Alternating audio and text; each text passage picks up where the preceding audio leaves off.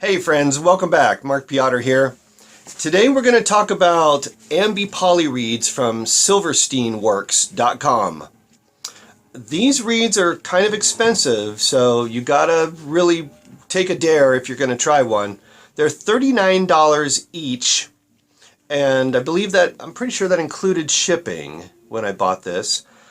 The Ambipoly reeds come in two different cuts. One's called the Jazz cut, and the other one's called the Standard cut.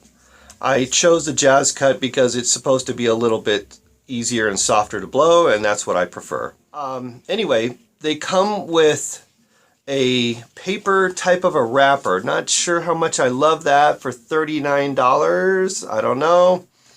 And inside, it has a card with your read-ins attached to it. Regarding these Silverstein Ambipoly reeds, there's another word that they put on there, Alta Ambipoly. Not sure what the Alta stands for, but it's on all their packaging. And it tells you very clearly to register your reed online. If you register your reed online, then you can get a conversation back and forth with a representative and even discuss exchanging it for another reed. And this is exactly what happened to me. I bought the Silverstein 2.5 for tenor sax, and I just couldn't play it. It was way too hard. So I contacted the rep, and I got an exchange for a 1.5 reed. I did have to pay for shipping both ways. They have step 1 and step 2. Step 1, wet the reed. Now this is weird because it's a synthetic reed and you wouldn't expect to have to wet it at all. But they claim that there's going to be a little bit of porous in here, and it's going to take up a little bit of the water. So wet the reed for 30 seconds. Step 2, play the reed for 15 minutes to let it acclimate to the mouthpiece that you're using.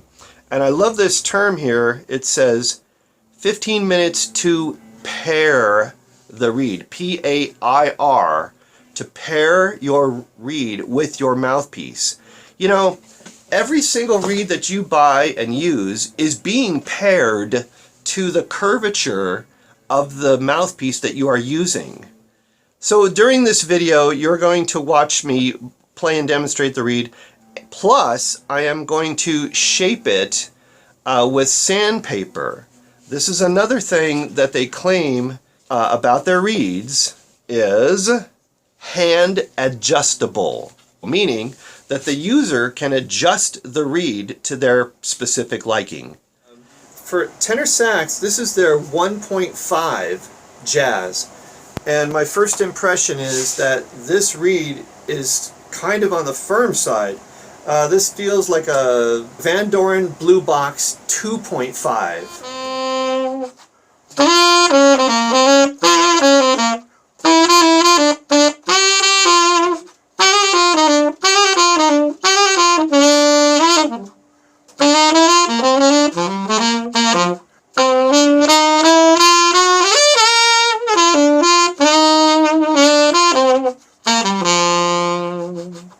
When I try to get quiet on the low notes, that's when I notice the problems.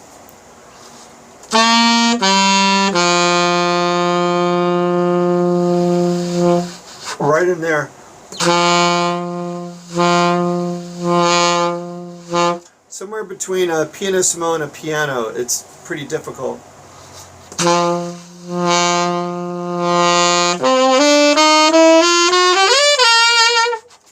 But when you go loud, piece of cake, it's great. It's just a little bit too firm for me to get a nice pianissimo. Let's try a daring remedy. Alright, we get a little bit of sandpaper.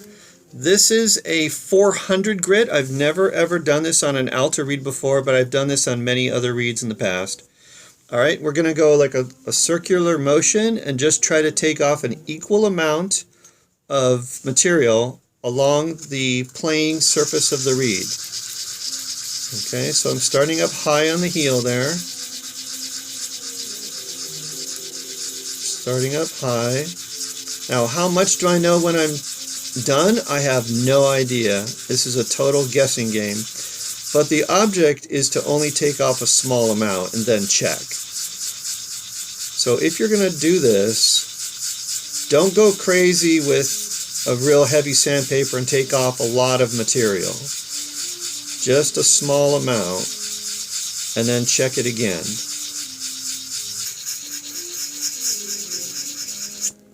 Okay, so that's just a little bit, and you can see a little bit of evidence here with the dust. There's hardly any reed that I really took off. Just barely. Okay, I think I better go try this again.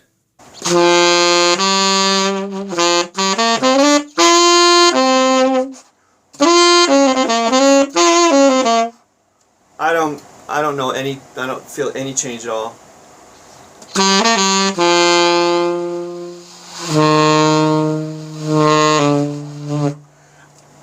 No improvement, and certainly not any worse.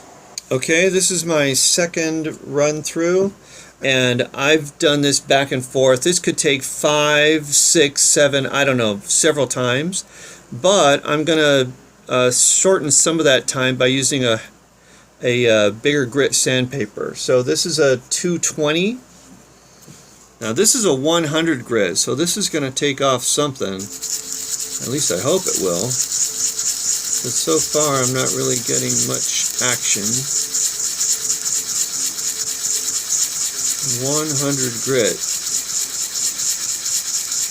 Again, I'm trying to be pretty even with all of this, but it's impossible to know that if you're being perfectly even or not. I don't want too much off of the heart because that's where the altissimo plays. And a little bit more on the bottom, or rather the tip, I should say, because that's where this pianissimo comes into play. More. Okay, looks like I'm getting a little bit of material off now. Not much, but a little bit.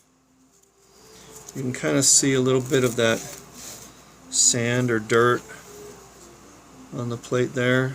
You can see a little bit on the sandpaper. Alright, time to try it again. I like this more.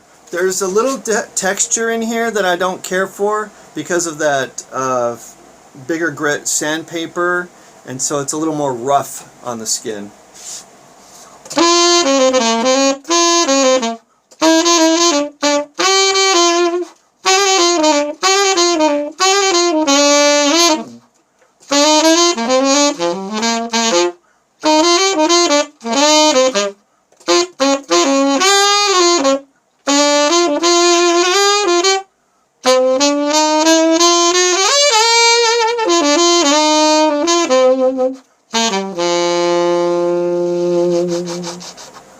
Yeah, now I get a little bit of the pianissimo to the piano sounds a little bit easier now.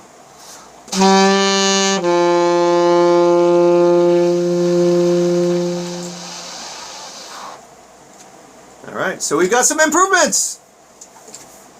Okay, I went over it a third time, but with a light sandpaper, and that was mostly just to get rid of that rough surface. So now I've got the Ambipoly reed kind of smoothed out, and it is a little bit easier to blow. Now it feels, instead of like the Van Doren Blue Box 2.5, it feels closer to the Van Doren Green Java 2.5. So we didn't really destroy the reed, just altered it a little bit.